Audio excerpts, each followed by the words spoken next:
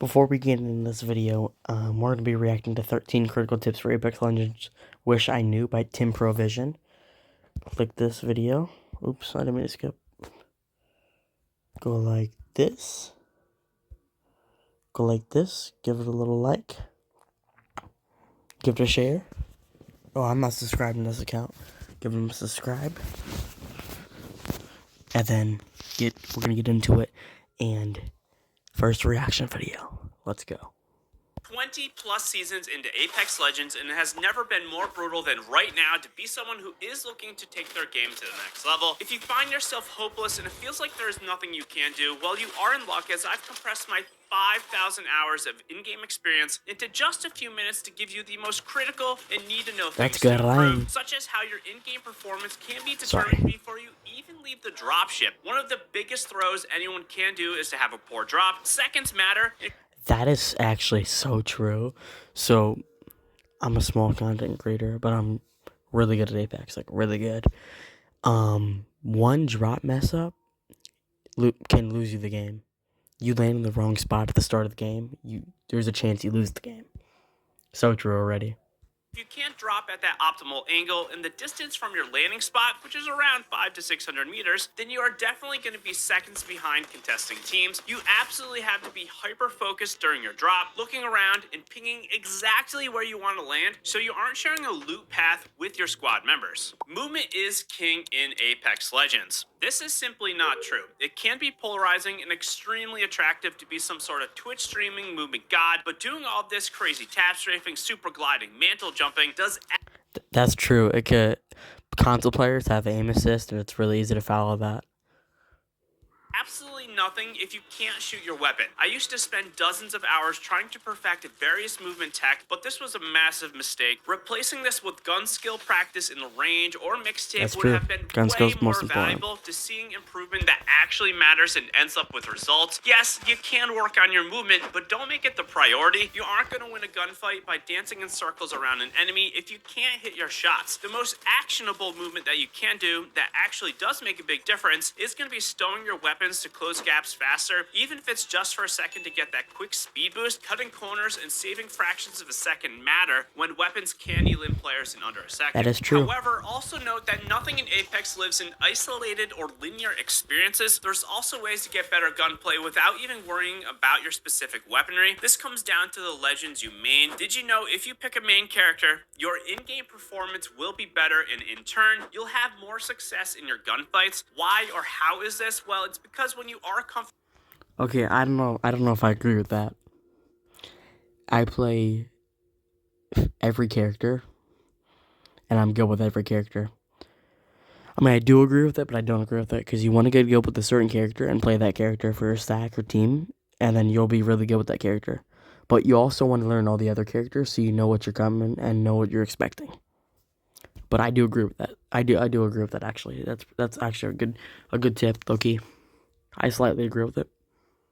With a character and you understand all of its ins and outs in that play style, you can better play the game in not just a basic level of knowing the legend, but also in ways that help you get better at gunfights. If you don't know who to play, I absolutely recommend not picking one main, but trying for 3 main legends, preferably in varying... Oh, I shouldn't have paused. That's literally what I do. W-mans. As this will make you more flexible depending on the team comp you want to run, and varying your in-game experiences will also make you a better overall player. Since you clearly beat out the enemy with your superior drop, the ring's impact on the entire game cannot be understated. Literally the entire match can be figured out, and those with more experience... This dude would have said that if I made a video about tips, I would have said all the stuff he said already.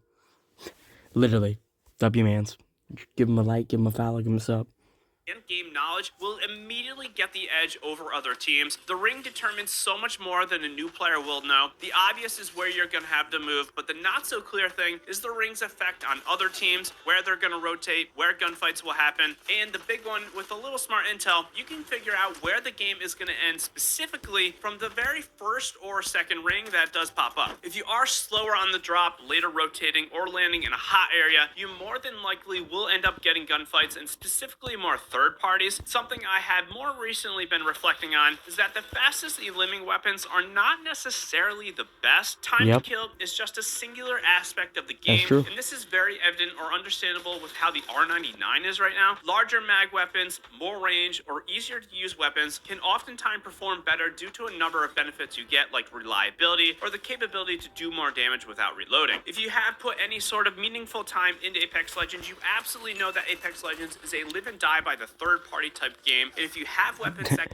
That's so true. Third partying in Apex is like the most common thing in video games you're ever gonna see. Like, you want to third party, so that's why in trios and duos, don't push. Wait till they're in a fight with somebody else, and then push that. can better handle third parties, such as those weapons with more damage per mag, you can often keep enemies at Unless bay, there's no one near more you, so of than course. the weapons that aren't as capable against multiple enemies. At a basic level, That's always remember good to look for lane. third parties immediately after finishing a fight. Armor swap, Perfect then you aim. gotta look around right away, Oh. heal up. I don't know if he's gonna say this yet, but also, it's better to hip fire when the enemy's close to you. Because if you're scoped it slows down your aim assist, slows down everything, and ruins your aim if they're going fast. If they're close up, hip fire, and it's way better, trust. I know it.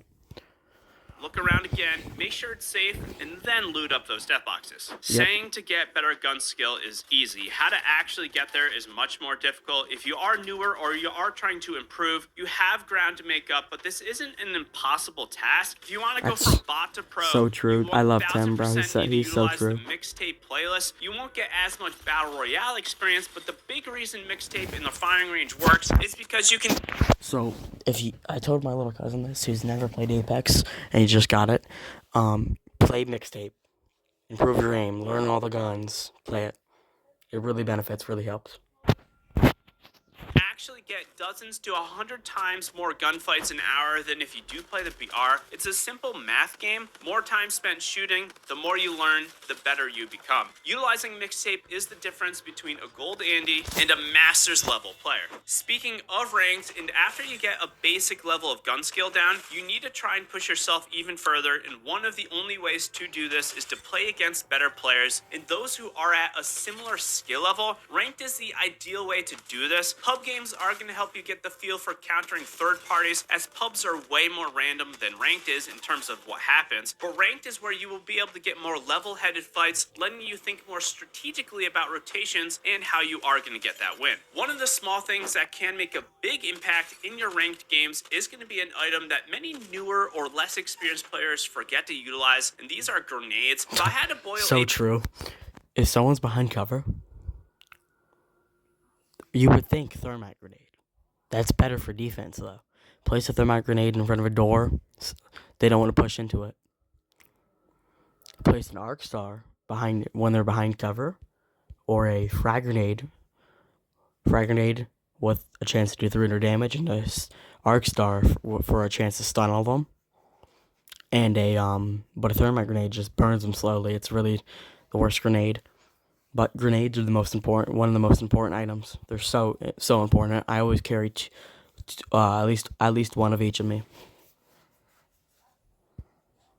Apex down to some percentages, I would say Apex is a 65% gun game, 25% legends and movement, and then 10% grenade game. It may only be 10%, but when at the upper skill level of the player base, any sort of percentage, even 1%, makes a huge difference. Hence, me giving grenades a 10% factor will hopefully stress how big of a deal they actually are. Here's one strategy you need to utilize for each grenade. Arc stars are massive in terms of getting enemies immediately out of commission. Opening with a stick on a player can net instant wins. Frag grenades, you need to know how to vert or skynade enemies. This basically lets a frag explode right in someone's face without them having any indicator. Thermites are less of an impact type of grenade, but the ability to slow...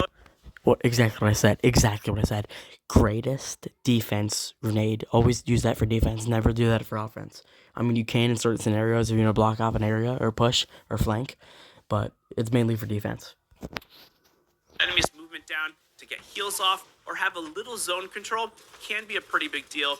Not to mention the ticks of damage they do is very nice to track enemies through walls. You honestly should always strive to carry at least one grenade, but what you prioritize carrying absolutely has an impact on your game. For one, stop picking up garbage. I recently mentioned this in another video, but picking up trash you won't use or at least non-relevant ammo is a huge waste of time to open your inventory and drop things all match long. Taking it one step further, here's what I deem to be the best bag layouts at every rarity. Got an ad about Facebook.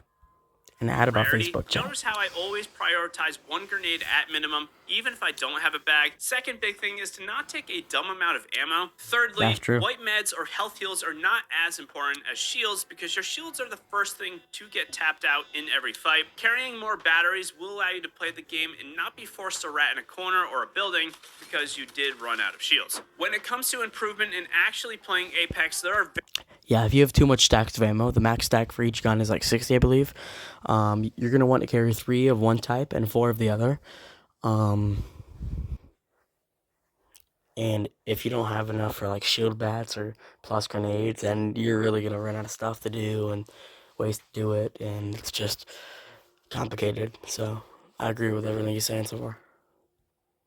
very little to no scenarios where you should be playing solo. The only time you want to play solo is when playing no-fill lobbies to better learn how to take 1v2 or 1v3s, but I don't suggest doing this unless you have a baseline skill and are trying to push yourself further. Probably someone who has around a 1.5 to 2 KD or higher. Otherwise, you should be utilizing creator communities, my Discord, Apex main Discord, or your favorite streamers and YouTubers. Most of us have Discords and communities where you can find others to play with, and you already have something in common with them. You are a part of that community. By doing this, you can build a consistent team, and your performance and improvement is going to be 1,000 times better in the long run than if you are just queuing up solo with randoms. Possibly the worst thing you can do in Apex is to 50-50 off the drop. You gotta stop doing this. This is a huge throw every time, and it might be the reason why you are losing more matches than not. This doesn't mean to try and not hot drop, but if you are landing on a loot pill with another person, you literally...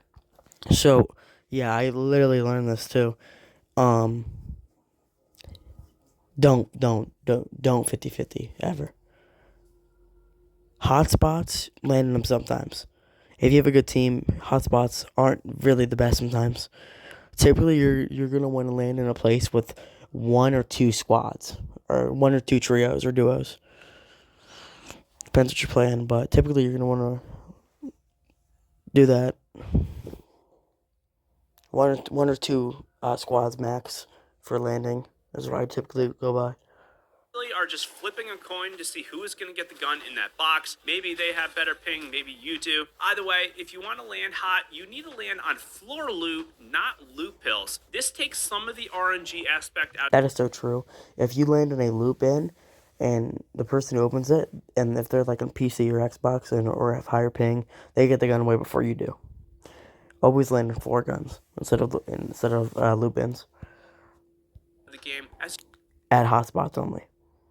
You can see what you're landing on and redirect if you are landing somewhere where there is no good loot. It might be only a second, and it might not be a big distance you can redirect, but this does matter. This way you don't need to wait for that split second to wait for a loop bin to open before moving on. Again, seconds matter. If you feel like you are endlessly losing gunfights, here's the biggest reason why it might be happening. Overpeaking and overextending is the death of all inexperienced players.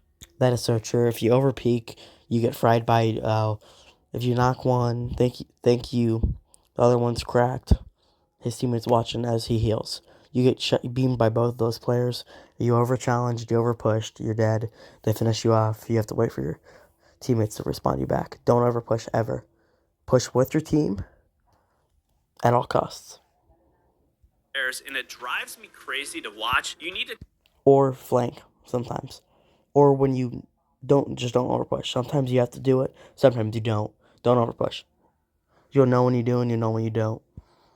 Check your ego and always try to fight enemies with efficient and smart side peeking. Being able to pop out, send shots down range, and then conceal yourself and then pop out at a different side or at a different angle is the way to go. This can also be both peeking from the sides or even head glitching from the top of an object. Don't try to challenge someone in a one-on-one in the open with no cover. This isn't playing intelligently. If you are still here, drop a smiley emoji down below to let me know you are a real one. Check out this video if you want more ways to improve your...